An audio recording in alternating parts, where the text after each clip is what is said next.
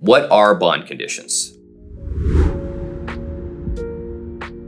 Bond conditions are conditions that are ordered by a court after you have been arrested for an offense. You have to abide by those conditions while you're released from jail. And if you fail to follow those conditions, a judge can find whatever amount of bond you paid to get out of jail, he can find that amount insufficient because they can't trust you anymore because you violated those bond conditions or you've allegedly violated those bond conditions. When your bond is held insufficient, a warrant will be issued for your arrest. And if you're pulled over for even a traffic citation, that warrant will come up, you'll be rearrested, and then you will have to post a new bond. Sometimes judges double the original amount of your bond. So say when you were originally arrested, you're put in jail, you bonded out of jail, the amount set was $5,000. A lot of times if you're rearrested because you violated one of your bond conditions, the judge will double it. So if it was $5,000, the judge might add additional $5,000 to that. So your new bond would be $10,000. And you would most likely be sent out with the same exact bond conditions. Let me give you an example of bond conditions that are commonly found in an assault case. And that could be felony assault, it can be misdemeanor assault. You can't have any contact, at least initially, with the alleged complainant or the victim in the case. If you're arrested for assault, the person that you're accused of assaulting, you can't have any contact with them. Sometimes, depending on probation's recommendation, you have to abstain from alcohol. You have to stay within Tarrant County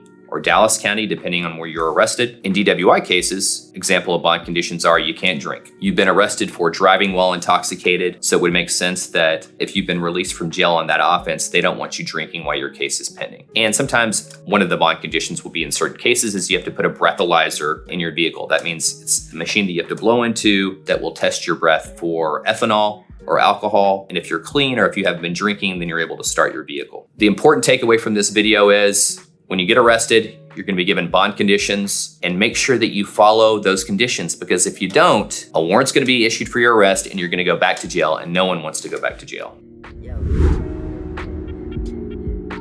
If you have any questions about this topic, please leave a comment below, or you can visit versestexas.com.